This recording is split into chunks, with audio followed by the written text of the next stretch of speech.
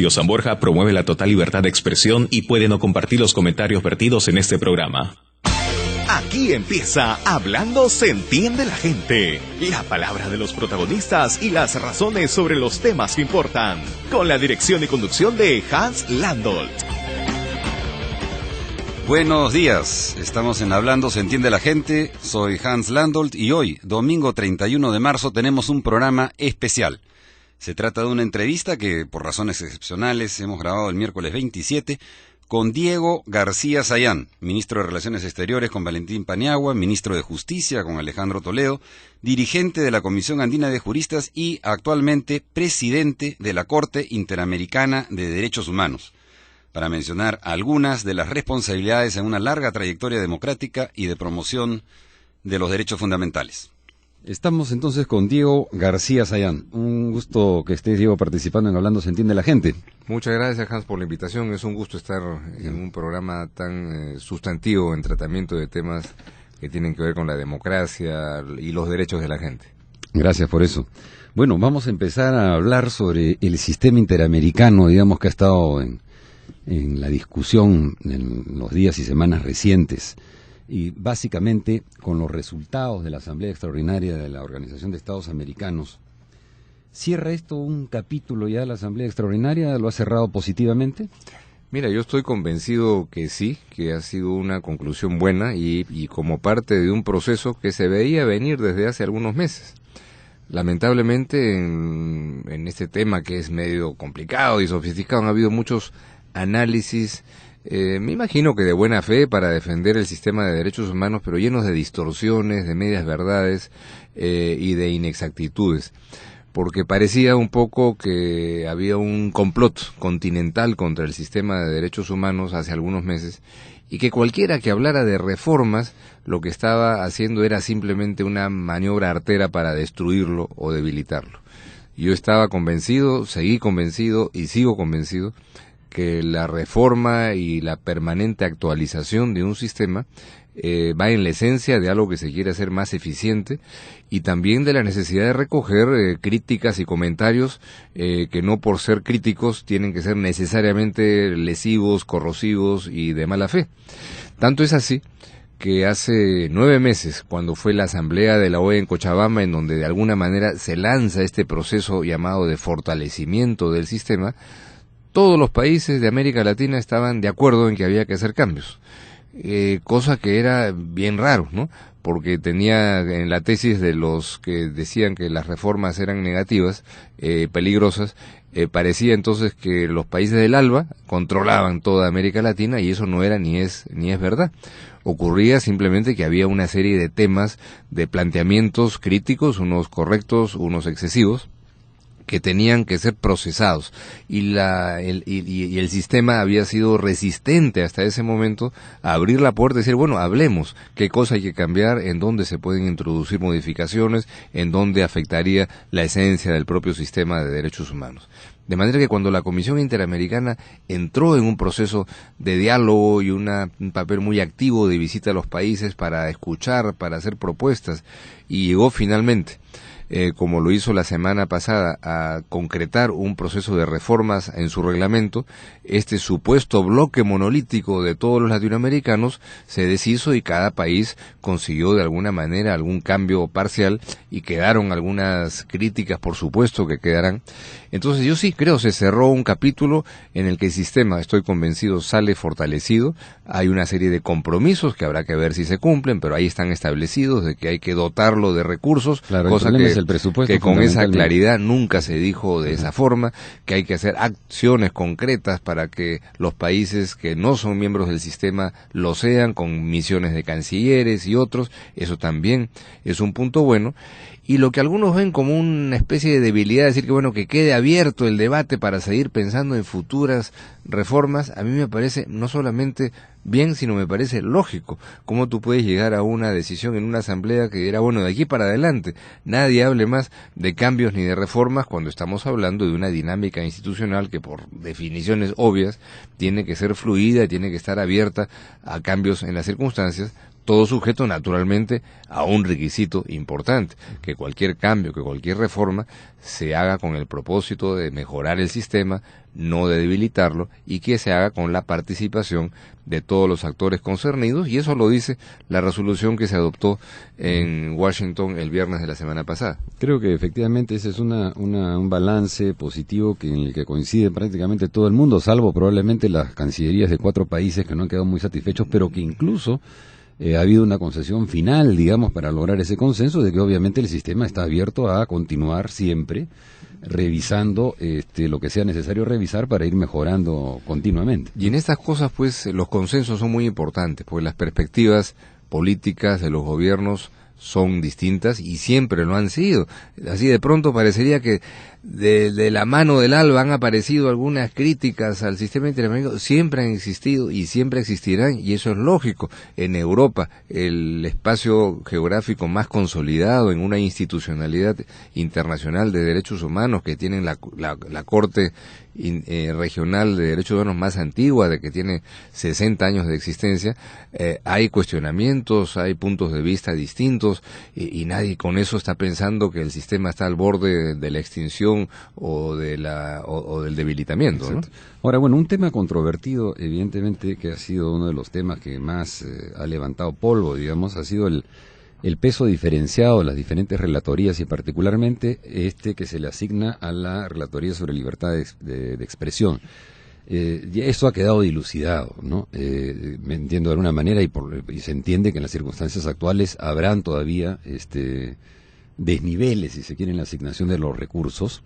No se ha impedido que hayan recursos marcados, digamos, para una u otra relatoría, y en particular para esta de libertad de expresión, pero hay en el fondo, o no, digamos, una tendencia a señalar el derecho a la libertad de expresión como un derecho que tendría preeminencia sobre otros. Eso sí, he escuchado algunos comentarios que me han sorprendido de gente, se supone bien formada, inteligente, que parecería que la libertad de expresión es un derecho que está por encima de los demás, ¿no? Por encima del derecho a la integridad física, a la vida, a todo, ¿no?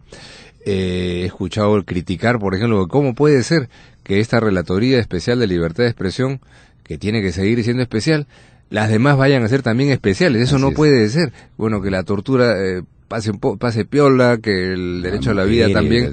Entonces, eso va pues no solamente contra el sentido común, sino contra el derecho internacional que establece la interacción de todos los derechos, la necesidad de que todo derecho tiene que tener vigencia en función del respeto de los demás derechos. Así, por ejemplo, la libertad de expresión tiene siempre que respetar el derecho al honor, el derecho a la intimidad, la sola libertad de expresión.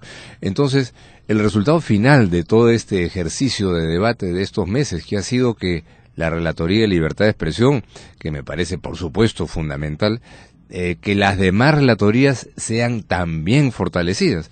Eso, en lugar de merecer un ojo entrecerrado por parte de algunos medios de comunicación, debiera merecer entusiasmo y aplauso. Veremos si eso ocurre en la realidad, pero el principio establecido es muy bueno. Entonces yo creo que cuando esto entra en procesos internacionales, uno va encontrando allí pues el equilibrio necesario.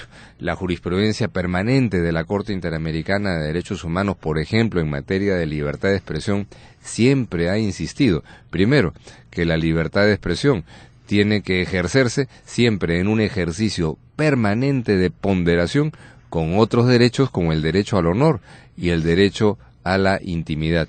Y en segundo lugar, que el ciudadano que se siente afectado en su derecho al honor o la intimidad por un exceso en la libertad de expresión, tiene derecho a recurrir a los medios judiciales que le franquea la Constitución y la ley de su país, incluso los medios penales, en la medida en que se apliquen, por supuesto, con el debido proceso y con la adecuada ponderación, ¿no? Bueno, ahí en realidad en todos los lugares se cuecen habas, como se dice. Por ejemplo, he visto la semana pasada nomás, hay una iniciativa del gobierno de Cameron en el Reino Unido para ha planteado ya, digamos, al Parlamento una iniciativa para establecer un mecanismo que, si bien es independiente y voluntario, es un mecanismo para que aplique un código ético que en buena cuenta autorregule a los medios de comunicación. Y la objeción viene de que esto entonces no tendría que ser por ley. Cuando se hace por ley pareciera una imposición, pero sin embargo el tema de los códigos de ética, digamos, es un tema planteado desde hace muchos años en por supuesto, los países democráticos, ¿no? Y esto no es un tema fácil, y obviamente a quien lucha y brega por la libertad de expresión le tienta más buscar que los mecanismos de autorregulación sean el espacio para resolver estos problemas. Sin embargo, yo empiezo a tener mis dudas, ¿no? El mecanismo de autorregulación que hay en el Perú es de muy relativa eficiencia. Cuando alguien envía una carta rectificatoria de acuerdo a lo que establece la ley y la Constitución y las pautas del Tribunal Constitucional, me pregunto en qué medio se publica la carta rectificatoria en los términos que establece la ley, es decir, en las mismas caracteres, en el mismo espacio, sin aplicar en la misma edición una rectificación a la rectificación, es decir, eso casi se cumple de manera muy excepcional. Entonces, ese es un límite que yo creo que hace que sea un reto importante para el Estado democrático, cómo ejercer que este derecho del ciudadano frente a la libertad de expresión en ningún momento sirva como herramienta para cuestionar, afectar la libertad de expresión, pero que también haya mecanismos efectivos para que el derecho al honor y a la intimidad se puedan hacer valer y que el derecho a la rectificación y a la respuesta se cumpla. La vía lógica es la vía de lo judicial, pero apenas un juez entra a decidir una de estas cosas, sale su foto en la portada del medio concernido y lo tratan casi como a un delincuente y a un dictador que afecta la libertad de expresión. Entonces yo creo que necesitamos ahí crear una nueva cultura en los medios más importantes del país, también en los propios medios, espacios judiciales, para que en ningún momento, por supuesto, el ejercicio de este derecho al honor o a la intimidad pueda servir de elemento para coactar la libertad de expresión. Claro, y en el caso del Reino Unido, bueno, fue conocido el caso del chuponeo, digamos, que hicieron en caso de una niña, ¿no?, que había sido corría peligro su vida. Sin embargo la chuponearon, digamos, varios teléfonos y el medio lo hizo y acabó pues como acaba en una sociedad democrática, con el cuestionamiento frontal total de esa estructura periodística. Y aquí yo creo que a veces tenemos una actitud un poco pasiva. Exacto. Porque realmente las interpretaciones ilegales son ilegales, como es obvio, pero siempre la difusión de una interpretación ilegal es válida. La interpretación de interés público que se hace a veces es un poco laxa, ¿no? Uh-huh. Bien, bueno, vamos a seguir conversando sobre el Sistema Interamericano de Derechos Humanos, la Corte en particular. Tú presides la Corte Interamericana de Derechos Humanos, luego de una brevísima pausa. Seguimos hablando con Diego García Sayán en breve minutos.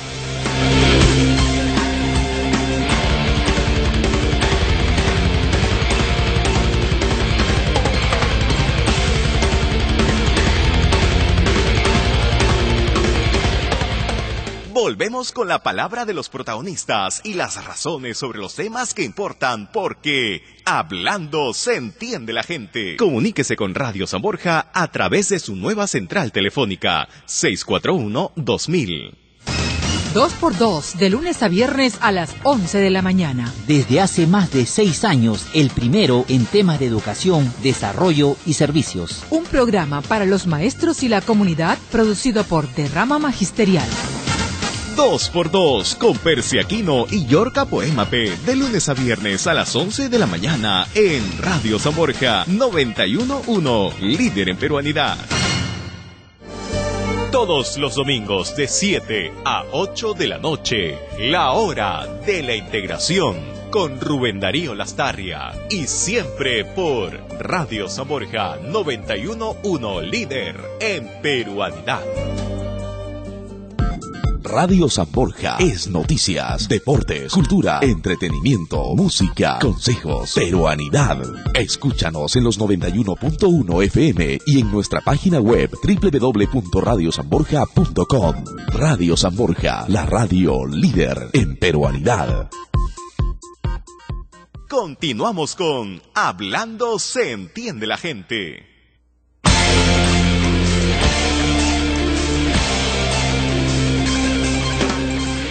Seguimos en Hablando se entiende la gente y estamos conversando con Diego García Sayán.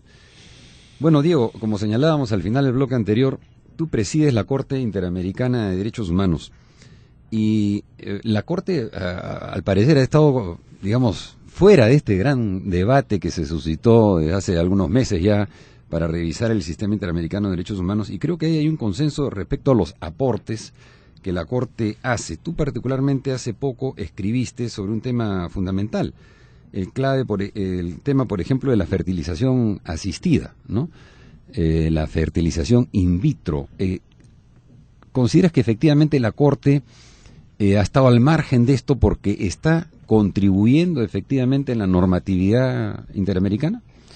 Mira, la Corte hace un permanente ejercicio de reforma, de afinamiento de sus métodos, ha hecho un esfuerzo con muy buenos resultados para, manejando mucho más casos que en el pasado, acortar los tiempos para finalizar un proceso, y por ese lado no ha merecido ni una sola crítica, y también para tener mucho rigor en establecer determinadas decisiones, por ejemplo, como las medidas provisionales, que son una medida cautelar, pero con la diferencia frente a la Comisión que la medida provisional de la Corte es obligatoria, es vinculante, establecer criterios muy rigurosos para que si hay un conflicto no necesariamente sea procesado a través de una medida provisional, salvo que esté de por medio pues la vida o la integridad física de una persona. Y en tercer lugar, hay una cosa interesante que da cuenta del proceso de democratización que hay en nuestra región, que se expresa, entre otras cosas, en la mayor conciencia de la gente de que puede presentar su problema al sistema interamericano y llegar a la Corte. Gentes que llegaban a este sistema hace 10 o 15 años eran las víctimas de matanzas, de atrocidades, pues, de esa magnitud, ¿no? Violaciones masivas, ejecuciones, torturas, ¿no? Ahora se ha abierto un abanico de muchos temas que hace 10 años a nadie se le hubiera ocurrido llevar a la Corte Interamericana, en donde uno saca la conclusión errada de que hay más casos. Sí, hay más casos, pero son casos que nunca hubieran llegado. Una jueza chilena que llegó a la Corte porque su orientación sexual le había generado una serie de decisiones discriminatorias en la justicia chilena, y la Corte Interamericana le dio la razón, estableciendo que la orientación sexual no puede ser la base para discriminar en ninguno de los derechos que establece la Convención Americana. Y eso abrió una ruta novedosa, importante para el tratamiento de un tema que tiene enorme actualidad hoy en el mundo. Fertilización in vitro es un caso que llega el año pasado, ya lo puedo comentar porque es una sentencia pública, porque en un país de América Latina, Costa Rica, se había prohibido la fertilización in vitro, la fertilización asistida para parejas estériles, ¿no? O que sufren la enfermedad de la infertilidad. Así es reconocida por la Organización tratado así por la OMS. Entonces, acá hay una herramienta técnica que estaba disponible y prohibida en Costa Rica. Creo que el otro país en el mundo que la prohíbe es el Líbano, y el tercero el Vaticano, en donde no sé hasta dónde esta herramienta es necesaria, pero en cualquier caso estaba prohibida. Y bueno, se vieron varios casos concretos de cómo esto había afectado la estructura de parejas, de familias enteras por la falta por esta prohibición, y se concluyó que esta tesis de que la fertilización in vitro afecta el derecho a la vida, porque los embriones pueden ser perdidos en este proceso de fertilización, se hizo un estudio con mucho basamento científico, con muchos peritajes, para comprobar varias cosas.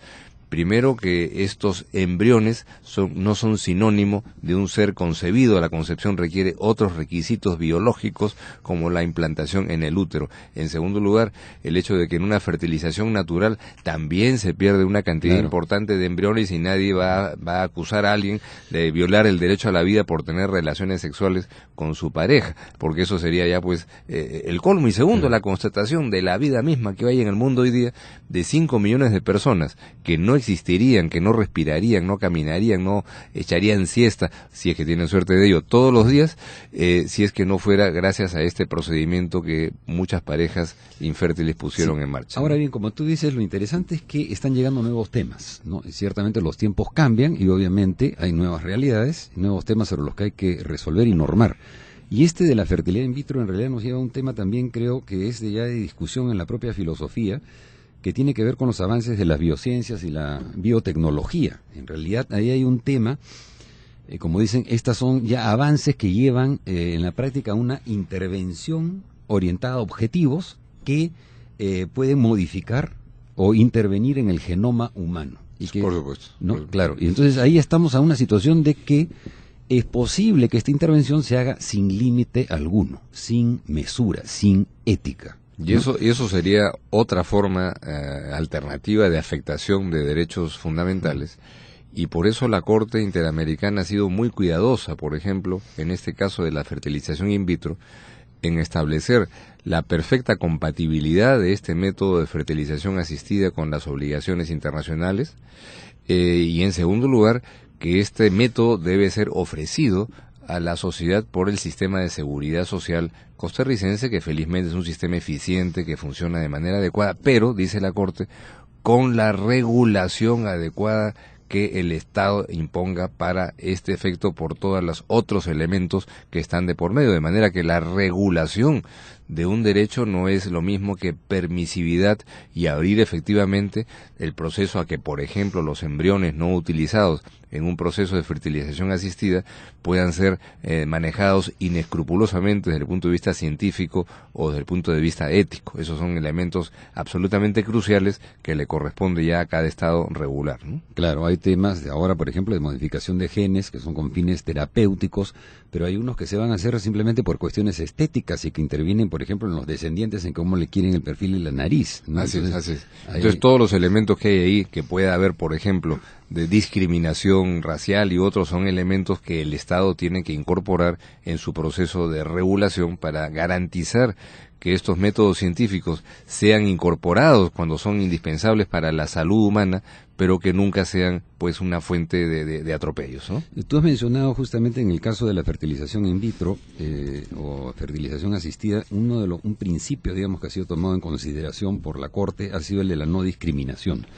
Yo quiero hacer referencia aquí también a otro tema que se ha discutido hace muy poco, la semana pasada también, en el Comité de Derechos Humanos de Naciones Unidas con motivo del reporte que presentó Perú, y es este del aborto terapéutico, en que también en este caso el Estado tiene la obligación de brindar este servicio en los sistemas públicos y no lo ha hecho, no lo hace. Hace 7 años se comprometió y no ha cumplido con esto. Entonces se requiere de un protocolo, digamos, es que es un procedimiento, una guía médica establecida que fije estándares de atención, y no se hace. El Ministerio de Salud no cumple con su rol rector en este sentido. ¿Qué piensas sobre Mira, esto? esto no es lo mismo que la discusión abierta sobre el aborto. Esa es otra discusión. El aborto terapéutico está previsto en la ley peruana, está autorizado en la ley desde hace décadas, ¿no?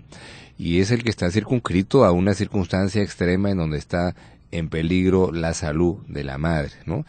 Entonces, lo que falta no es que se dé la ley está vigente, sino que se establezca el protocolo, que es el procedimiento para que esto se aplique en las instituciones médicas públicas, porque si alguien quiere hacerse un aborto terapéutico en una clínica privada y tiene cómo pagarlo, por supuesto que tendrá la posibilidad de hacerlo sin ninguna restricción ni dificultad legal, contrata al médico que le parezca, el que esté dispuesto a hacerlo.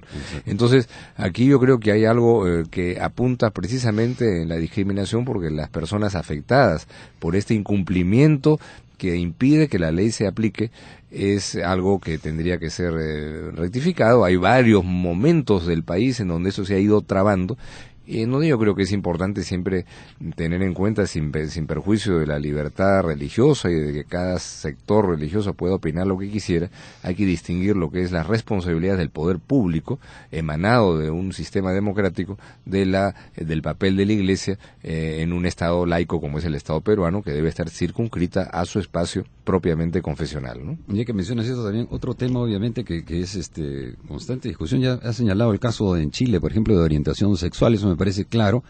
Hoy día eso está cada vez más aceptado, digamos, y eso no, prácticamente muy pocos lo discuten.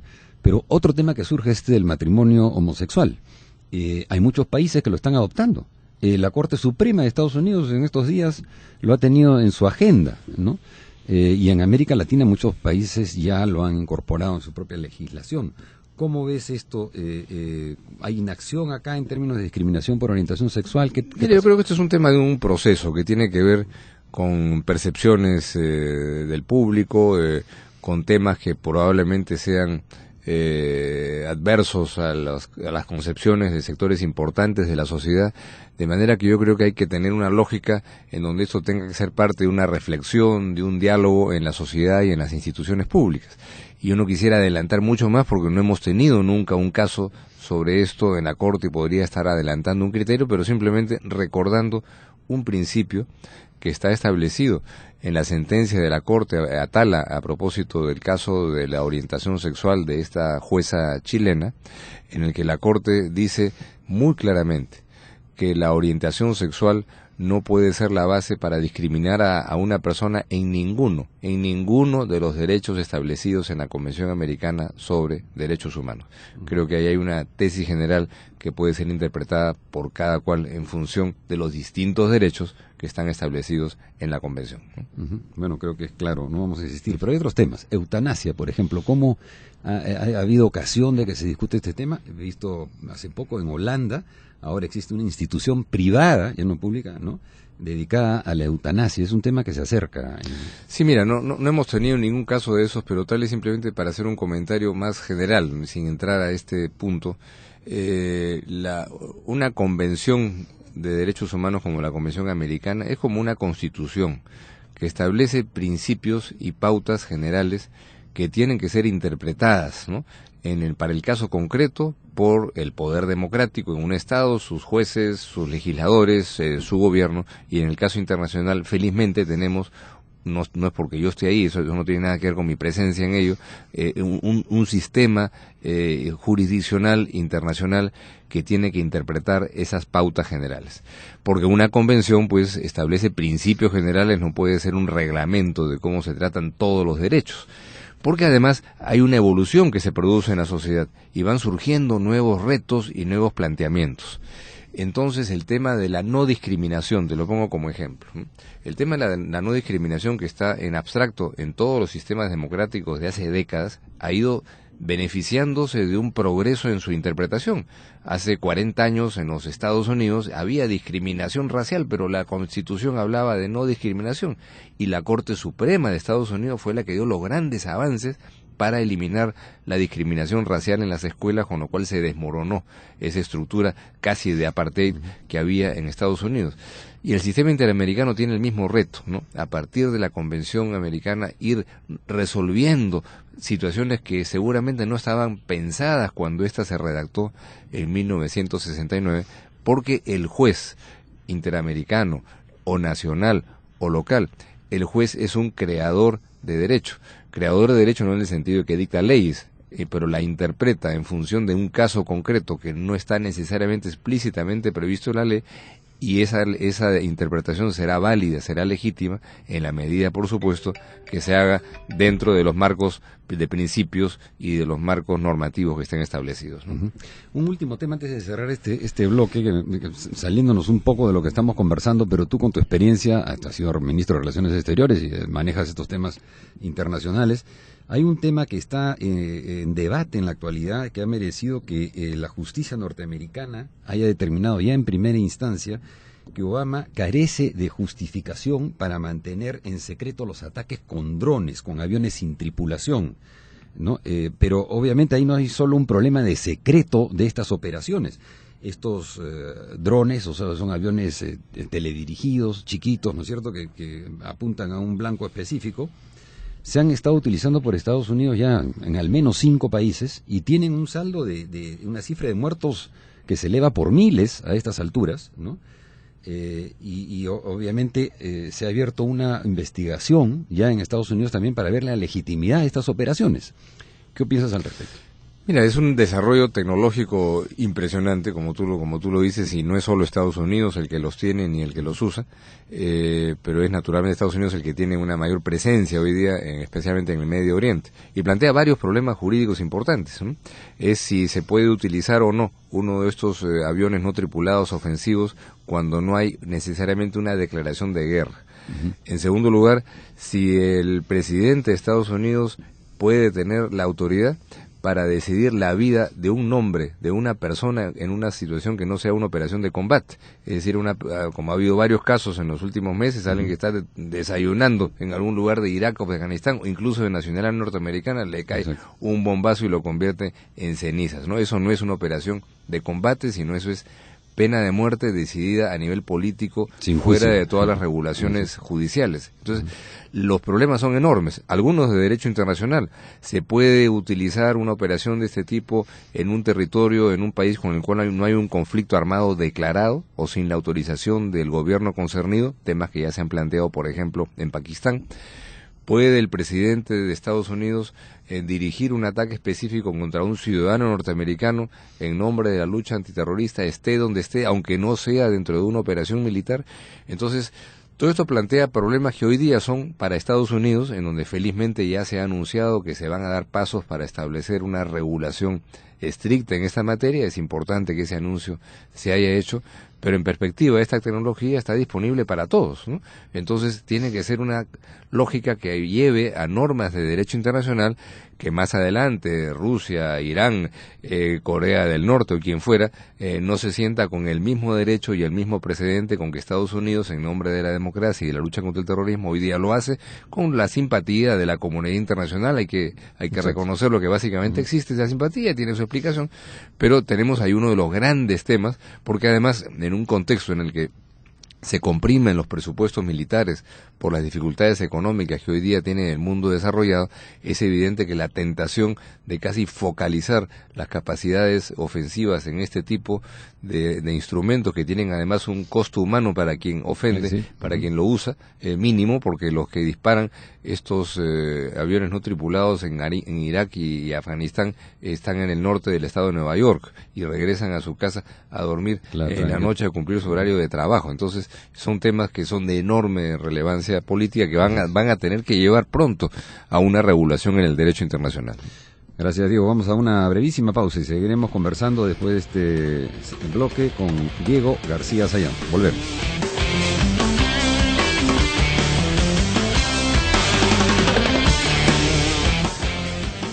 Radio San Borja le recuerda: prevenir situaciones de riesgo es la primera regla para vivir seguro. Por eso, trate de no establecer rutinas, cambie de horarios y de rutas en la medida de lo posible. Si va manejando, transite por los carriles centrales de las avenidas. Así podrá realizar maniobras en caso sea necesario. Radio San Borja, líder en peruanidad. Juntos por la seguridad. Este y todos los martes te invitamos a sintonizar Latidos de la Ciudad para conocer más sobre nuestro distrito y los temas que interesan. Latidos de la Ciudad, el programa de la Municipalidad de San Borja, todos los martes a las 3 de la tarde en Radio San Borja, bajo la conducción de Gloria Granda. San Borja FM celebra el regreso de uno de los grandes jockeys de los años 80, Iván Noguera. Recuerda, todos los domingos de 9 a 10 de la noche, tú tienes una cita musical con Iván Noguera y Sentimientos por los 91.1 de Radio San Borja.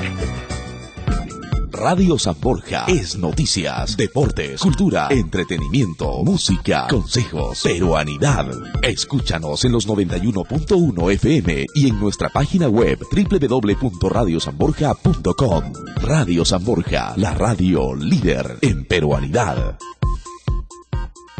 Continuamos con Hablando se entiende la gente.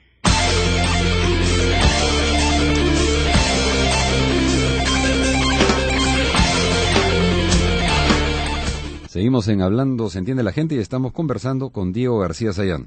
Diego, ¿qué nos tienes que contar sobre el lugar de la memoria que estás presidiendo, la construcción, en fin, el desarrollo del proyecto? ¿Cuáles son los avances? Mira, son en varios planos, ¿no?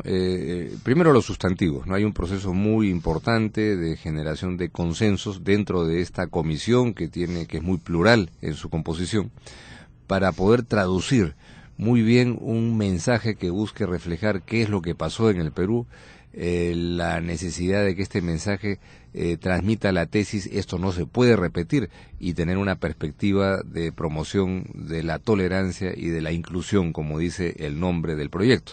Hay muchos trabajos internos importantes, se han conversado con todos los sectores sociales, organizaciones de la sociedad civil, sectores políticos. ¿Con qué instituciones, por ejemplo, de hecho, han conversado con las Fuerzas Armadas? Y con las Fuerzas Armadas también, siempre conversaciones preliminares con todos, son conversaciones que tienen que ir continuándose, y hemos encontrado una gran receptividad. Por supuesto que las perspectivas de cada cual no son iguales, hay perspectivas contrapuestas y que hay que ir viendo cómo se buscan los consensos o nos aproximamos lo mejor posible a los consensos, porque primero un objetivo es ser muy rigurosos en lo que es la verdad, no tener calificaciones, porque las calificaciones no son necesarias, y expresar básicamente lo que en el Perú pasó, y que esto fue generado por peruanos, no por extraterrestres, y que así como hay peruanos que hicieron eso, en el futuro puede eso volver a producirse.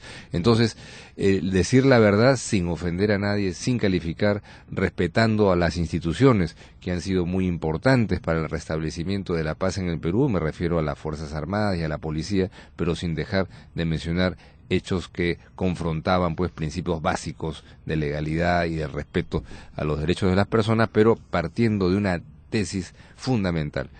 Este proceso de violencia tuvo su punto de partida en la acción terrorista iniciada por Sendero Luminoso, y si eso no hubiera existido, esos 20 años de horror no se hubieran producido en el Perú, y eso es claro y contundente. Ese proceso sigue en materia de discusiones, hay que irlo traduciendo, ya estamos en esa fase de irlo traduciendo en un guión museográfico para ir ya generando los espacios con los componentes que ahí tendrán que ir recogidos. Y en paralelo, naturalmente, el esfuerzo ya por dotarnos de la infraestructura adecuada.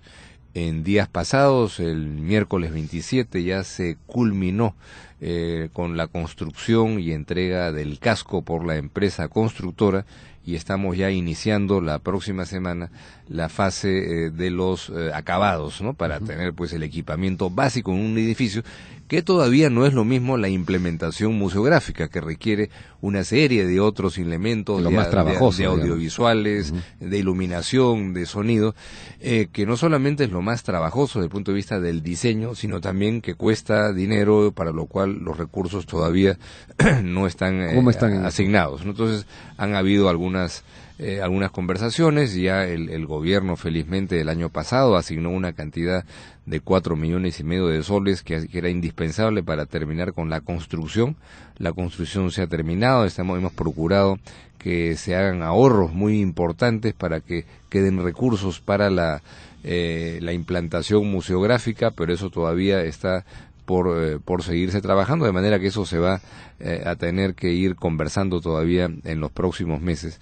Pero la perspectiva, Hans, es tener un espacio que, por supuesto, tenga en cuenta que la tragedia que pasó en el Perú tuvo determinadas características y determinados sufrimientos terribles que distintos sectores de la sociedad tuvieron que padecer, pero buscando crear no un espacio congelado en el pasado, sino que sea un centro de debate, un centro de cultura contemporánea, en donde quien quiera presentar sus obras de teatro, sus esculturas, su pintura del presente, que tenga que refleje de alguna manera estos dramas, pero también estas esperanzas del Perú, encuentre ahí su casa como un espacio vivo para que especialmente los jóvenes puedan sentirse a gusto en ese lugar. Claro, eso es importante. Bueno, este año se celebran 10 años de la presentación del informe de la Comisión de la Verdad, el informe final de la Comisión de la Verdad y Reconciliación, y esta debe ser una oportunidad, otra vez, para refrescar la memoria, para darle oportunidades al país de que recoja, que incorpore las diferentes versiones que existieron al respecto. Obviamente, de manera, creo, principalísima, me parece, el informe de la propia Comisión de la Verdad.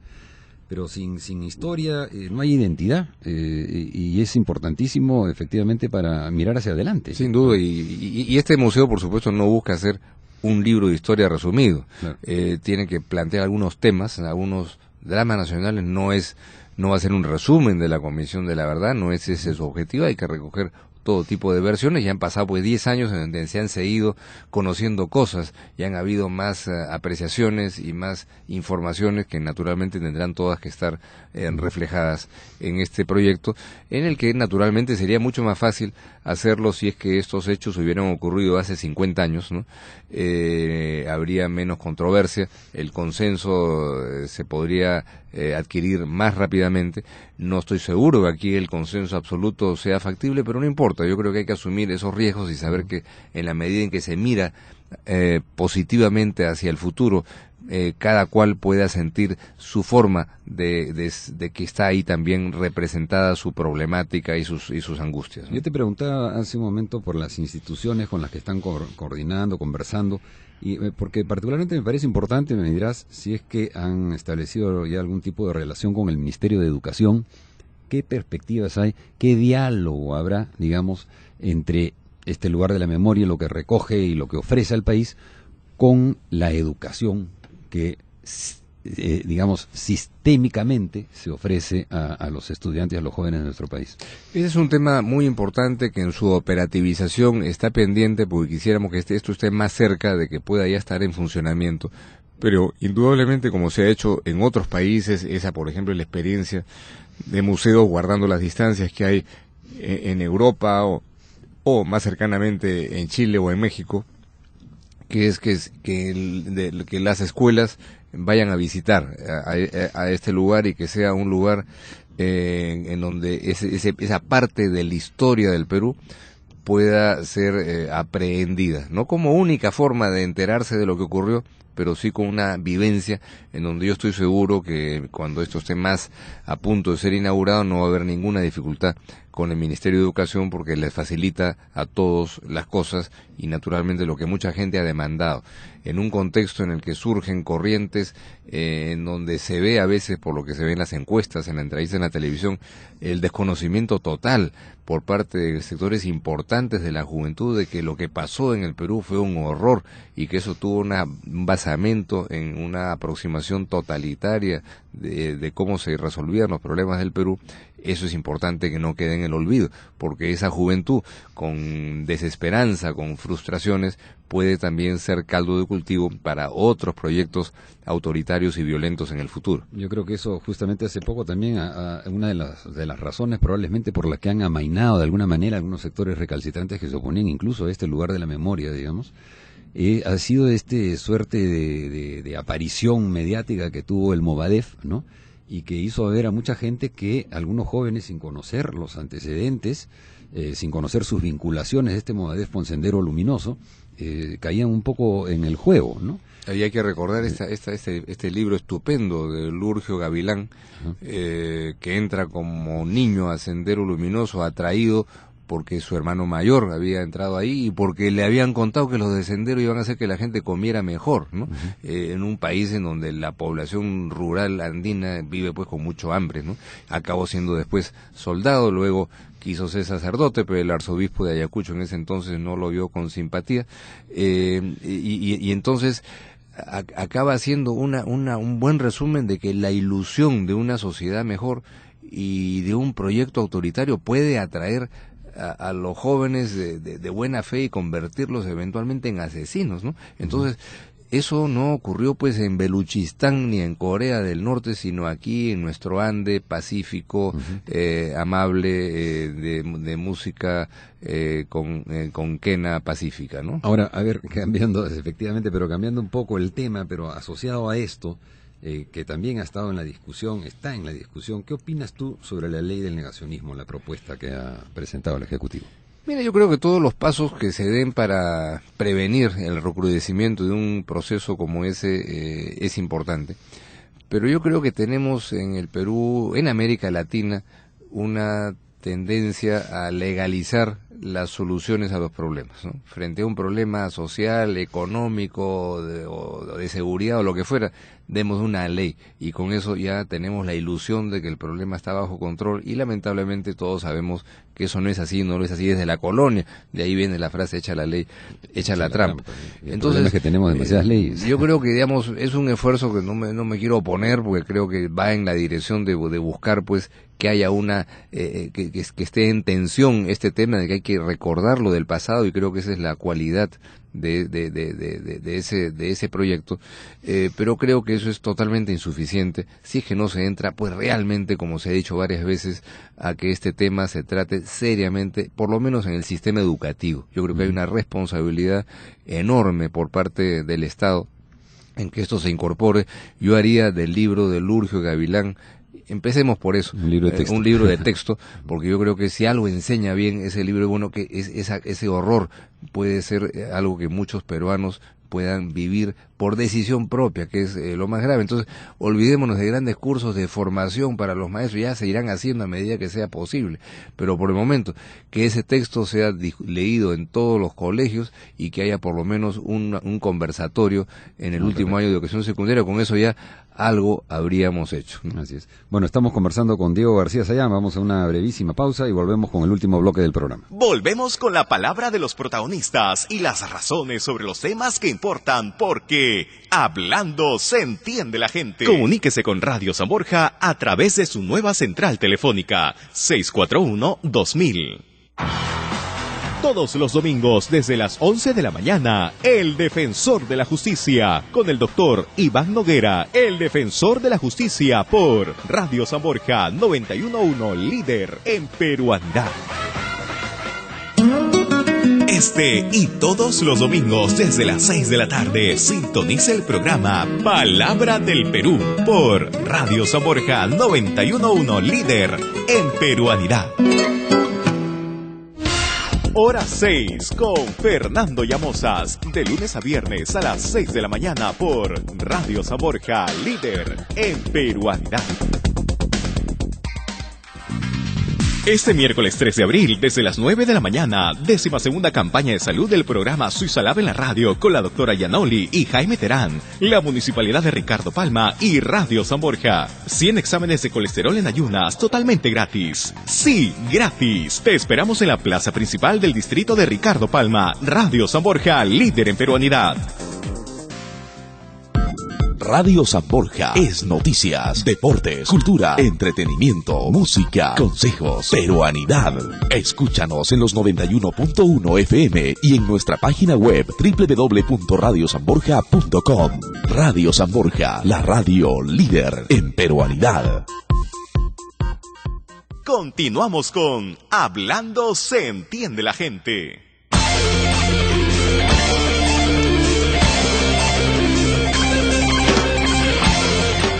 Seguimos en Hablando se entiende con la gente y estamos con Diego García Sayán. Diego, otro tema que me gustaría abordar ahora es, digamos, diversos temas que han surgido en relación con las Fuerzas Armadas. Por ejemplo, el tema reciente del acceso a la información, ¿no? Hay una demanda de inconstitucionalidad que ha presentado la Defensoría del Pueblo contra un artículo del decreto legislativo que regula el sistema de defensa nacional y que retorna a la cultura del secreto absoluto. ¿Qué opinas sobre este tema? Mire, es un tema muy delicado porque en los últimos 10 años ha habido una revolución conceptual en América Latina, ¿no? Lo que era todo secreto hasta hace 10 años, hoy día ya no lo es.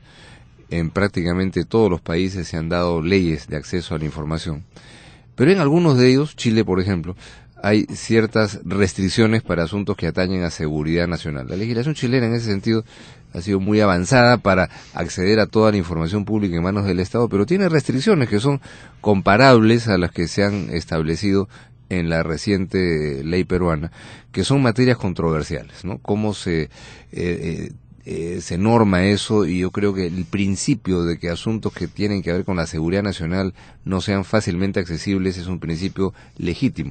Sin embargo, ¿Cómo se determina eso en cada caso?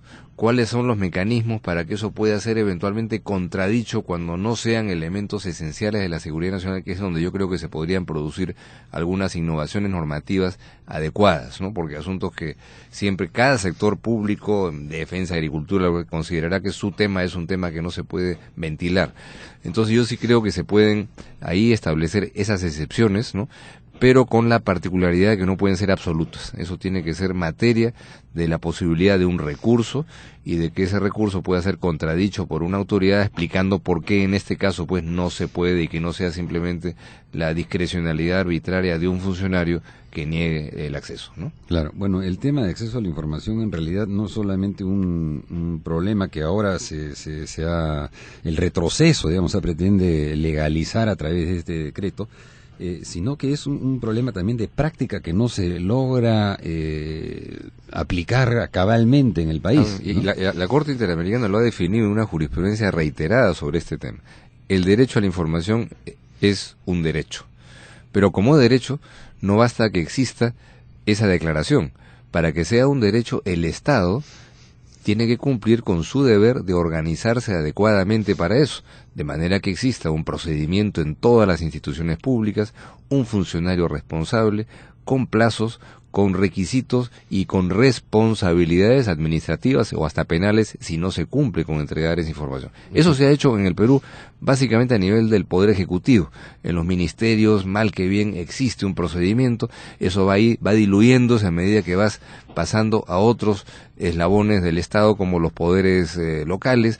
A veces municipios pequeñitos no tienen pues los recursos para pagar a un funcionario, de manera que hay una serie de dificultades que no es que quiero avalar esas omisiones, pero sí hay un pendiente por parte del Estado para que este asunto no quede reconocido como derecho solo de la boca para afuera, sino que el Estado se organice para que se pueda garantizar su cumplimiento. Claro, Ricardo Uceda, por ejemplo, escribió hace poco un artículo muy interesante en el diario La República, dando cuenta de varios casos, ¿no?, en los que se ha hecho toda la gestión para acceder, diferentes personas han hecho gestiones para acceder a la información que corresponde, de acuerdo a ley, y simplemente se las han negado.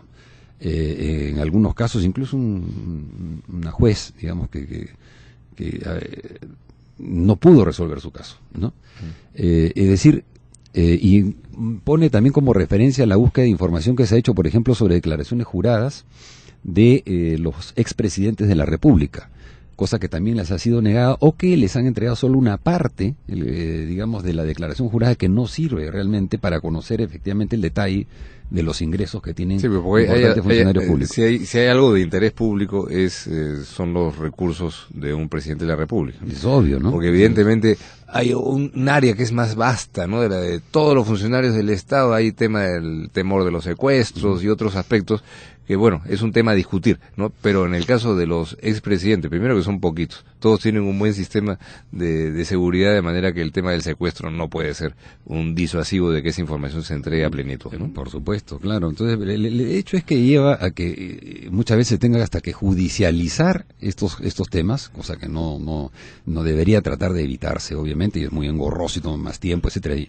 desvirtúa los propósitos de la norma. Pero al respecto, la Defensoría del Pueblo ha sugerido la creación de una autoridad nacional especializada como órgano rector respecto a esos temas, que puede tener una incidencia mayor en determinar que efectivamente se haga, o sea, efectivo el derecho de acceso a la información pública. Bueno, en México tienen una institución muy importante. Tuve el honor de estar ahí el año pasado cuando se cumplieron sus 10 años, ¿no?, que es una institución que se encarga justamente de supervisar y regular el funcionamiento del acceso a información en todo el Estado, y el Estado mexicano es un Estado sumamente complejo, un Estado federal con muchísima población, más de 100 millones de habitantes, y eso está funcionando, ¿no? Entonces, yo creo que sería muy buena idea, porque, digamos, aquí hay una especie de responsabilidad diluida, ¿no? Y en este momento, digamos, ¿cómo hacemos para que, respetando la autonomía de los gobiernos regionales o provinciales o locales, una autoridad del Poder Ejecutivo dé algunas directivas o disposiciones para que hagan tales y cuales cosas. Eso sería muy difícil, muy complejo, ¿no?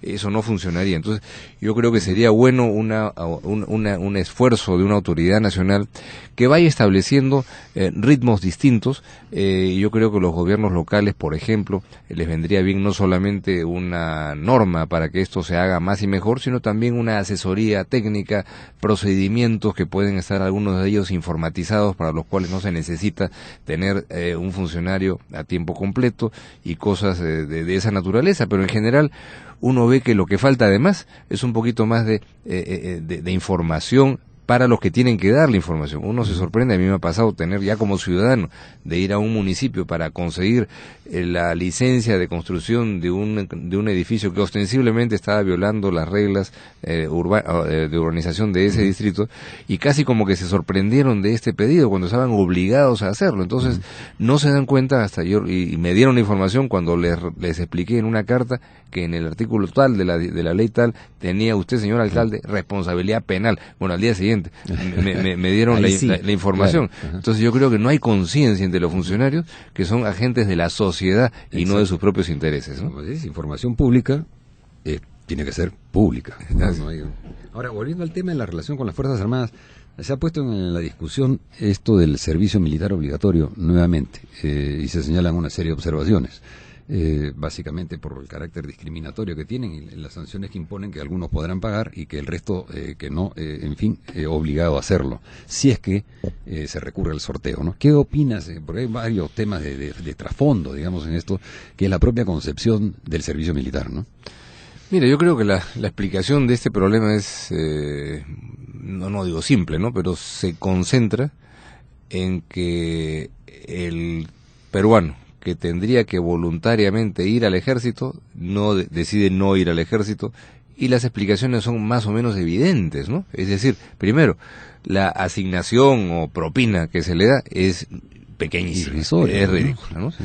Y en segundo lugar, eso significa que meterse de pronto para que lo envíen en un batallón al BRAE y que muera destrozado sin ser un soldado profesional. Entonces yo creo que las soluciones son muy simples, por lo menos en teoría. Lo primero, la obvia, ¿no? Aumentar esa asignación para que sea, no pues el nivel del sueldo mínimo, pero por lo menos si va de 250 a 500 soles, ya alcanzaríamos con un incentivo, si es que eso se suma a otros incentivos de perfeccionamiento técnico, de entrenamiento, de cosas que puede recibir, que le sirvan para cuando deje de ser un soldado.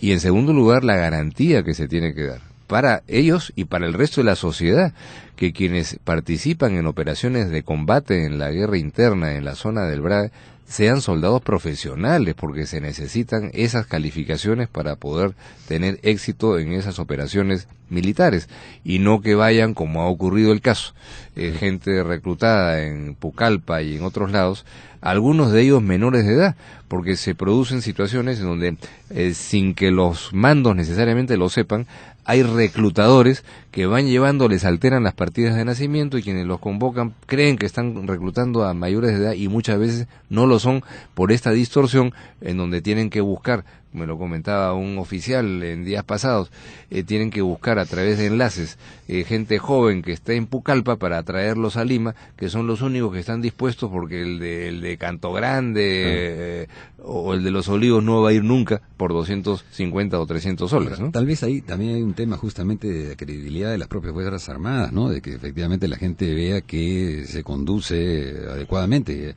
Recientemente, ya por salirnos un poco del tema, pero que está asociado a esta imagen, el Consejo Supremo de Justicia Militar han elegido a una persona impresentable en términos de su trayectoria, digamos, vinculada a los derechos humanos y a la democracia, ¿no? Entonces hay cuestionamientos sobre eso. ¿Has conocido este caso? Entonces yo creo decir, digamos, no podría entrar a pronunciarme directamente sobre el caso, porque es un tema jurisdiccional y sabe Dios qué implicancias tiene todo eso, pero sí la necesidad de la profesionalización de la institución militar, ¿no? Yo estoy, es una idea, un concepto de qué se piensa que tiene que ir pues a una cosa que eso le hace más eficiente, le hace más respetable, pero yo veo que hay una apertura, yo creo que hay un proceso de diálogo. Me pareció muy importante, por ejemplo, que concurrieran altos oficiales del ejército a un diálogo al cual invitó el Instituto de Estudios Peruanos hace un par de meses, precisamente a Lurgio Gavilán y al ejército, que presentó su propio informe de la Comisión de la Verdad, que ya se había presentado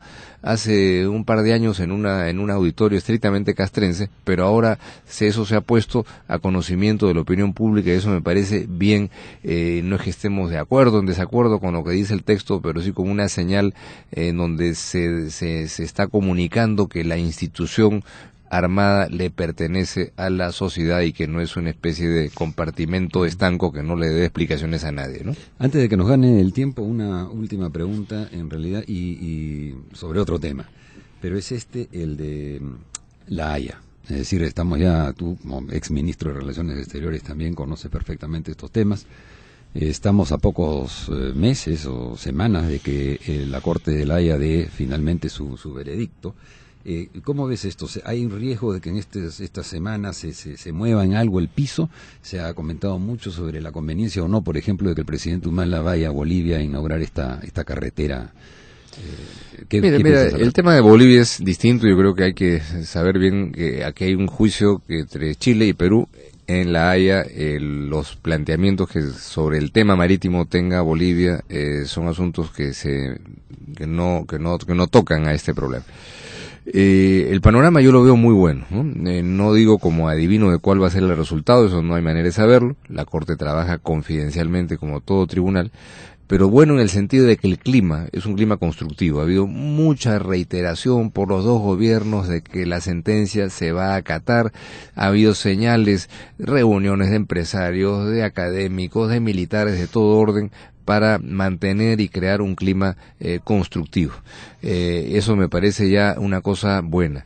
Y en segundo lugar, se plantea cualquiera que sea la solución, si es que cuando sale la sentencia, por ahí seguramente habrá protestas en los dos países en un sentido o en otro, pero mirando inmediatamente después, creo que se plantean, más allá de la retórica general, la necesidad de tomar decisiones en una serie de temas bilaterales que sean importantes. Por ejemplo, un punto, la preservación de la riqueza pesquera en la zona que hoy día es materia de conflicto. Cualquiera que gane, los dos países estamos interesados en que la riqueza de Jurel, que es inmensa en esa zona, no sea materia de una depredación por cualquiera de los que hay, más bien crear una especie de zona de gestión conjunta. Intereses que compartimos. En esa área, porque nos interesa a nosotros que esa riqueza se preserve y que no desaparezca como ya desapareció en el Mediterráneo o en el norte del Océano Atlántico. Y en segundo lugar, un tema de enorme interés regional que en un nuevo contexto de terminación de cualquier conflicto pendiente como el que todavía tenemos con Chile en el tema marítimo, que sea un acuerdo energético, un acuerdo que permite de alguna manera satisfacer el interés peruano de que sus recursos energéticos puedan ser exportados a países vecinos, como por ejemplo a través de la energía eléctrica, utilizando nuestros recursos de gas para generar esa energía eléctrica, y a Chile le convendría también eso, y eso creo que son espacios que van generando una armonía que es indispensable para el futuro, ¿no? Bueno, muchísimas gracias. Ha sido Diego García Sayán, ha estado con nosotros en Hablando, se entiende la gente.